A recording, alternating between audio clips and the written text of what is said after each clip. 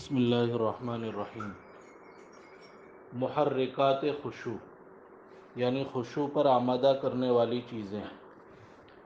سب سے پہلے ذہنوں سے یہ غلط فہمی دور کر دیں کہ خشوع کوئی مشکل اور محال چیز ہے، کیونکہ اللہ تعالیٰ کی ذات بڑی رحیم و کریم ہے، اپنے بندوں کو طاقت سے زیادہ کسی چیز کا مکلف نہیں بناتی۔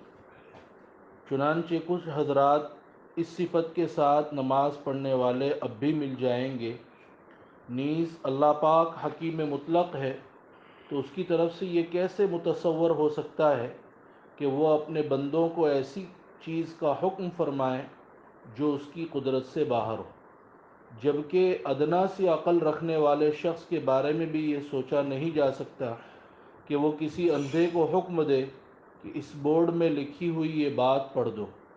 اس سے معلوم ہوا کہ یہ ہماری غلط فہمی ہے، ورنہ در حقیقت خشوع کوئی مشکل یا محال چیز نہیں، بلکہ عین ممکن ہے۔ نماز میں خشوع پیدا کرنے کے طریقے۔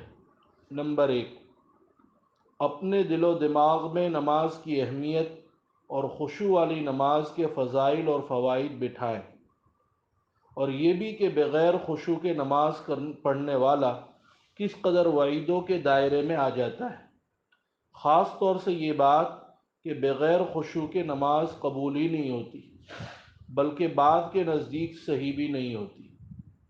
نمبر 2، صحابہ کرام، مشائخ اعظام اور اکابرین کی نماز کے احوال اور واقعات بار بار پڑھے جائیں، یہ بھی بہت مفید ثابت ہوگا انشاءاللہ تعالی۔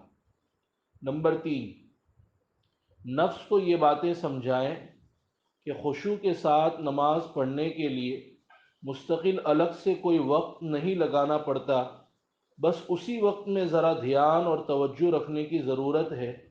اگر توجہ برقرار رہی تو نماز کا یہ عمل کامل، مفید اور نتیجہ خیز ثابت ہوگا، ورنہ بے فائدہ، بلکہ احادیث وعید کے پیش نظر مضر اور نقصان دہ بھی ہو سکتا ہے۔ تو میں ایسا طریقہ کیوں اختیار کروں جو بے فائدہ یا نقصان دہ ثابت ہو؟ یہ تو کوئی عقل مندی کا ثبوت نہیں ہوگا۔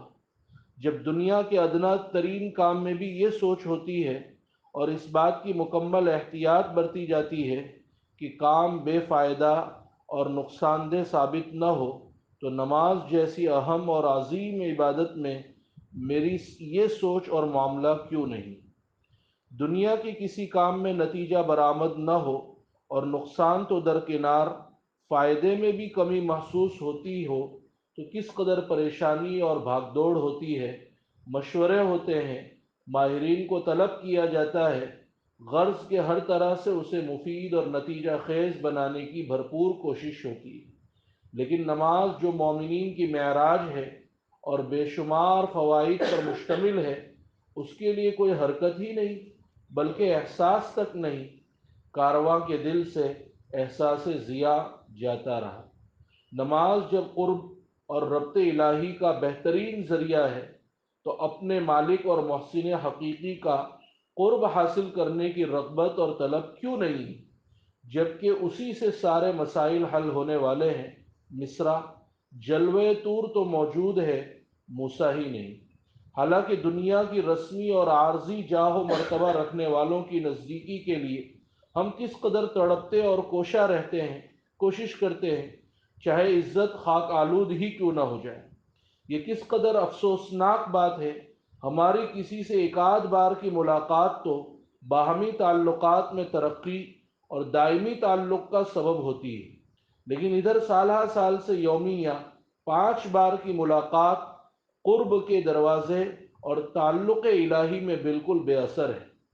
تو کس قدر الٹا کام کر رہا ہے کہ نماز میں جہاں مکمل توجہ اللہ کی طرف رہنی چاہیے اور مولا حقیقی سے راز و نیاز کا لطف اور لذت حاصل ہونی چاہیے، اس کے بجائے بالکل بے فائدہ اور غیر مطلوب خیالات میں تو ایسا مستغرق اور مست ہو جاتا ہے کہ اصل مقصود نماز کا بھی خیال نہیں رہتا۔ کیا عقل مند آدمی ایسا الٹا کام کرتے ہیں؟ الٹی سمجھ کسی کو بھی ایسی خدا نہ دے، الٹی سمجھ کسی کو بھی ایسی خدا نہ دے، دے آدمی کو موت پر یہ بد ادا نہ دے۔ بری ادا سے اللہ ہماری حفاظت فرمائے۔ کیا تو اس قدر عاجز اور بودا ہے کہ ذرا سی دیر کے لیے اپنے خالق اور محسن حقیقی کی طرف توجہ نہیں کر سکتا؟ کیا اتنا معمولی کام بھی تجھ سے نہیں ہو سکتا؟ ایسے شخص کو اپنے محسن کے احسانات اور اس انعامات استعمال کرنے کا کیا حق ہو سکتا ہے، جو بطور شکر گزاری کے عبادت میں تھوڑی دیر کے لیے بھی اس کی طرف توجہ نہیں رکھ سکتا؟ حالانکہ دنیا کے معمولی محسن کے لیے تو کیسا مر مٹنے کا جذبہ رکھتا ہے۔ مصرع، نکل جائے دم تیرے قدموں کے نیچے۔ آخر یہ کہاں کا انصاف ہے کہ مقصد تخلیق سے تو عاجز اور باقی تمام امور پر قادر۔ اللہ تعالی ہمیں نماز میں توجہ نصیب فرمائے، خشوع و خضوع کے ساتھ نماز پڑھنے کی، دھیان کے ساتھ پڑھنے کی توفیق عطا فرمائے۔ سبحان اللہ بحمدہ، سبحانک اللہم وبحمدک، نشہد ان لا الہ الا انت، نستغفرک ونتوب الیک۔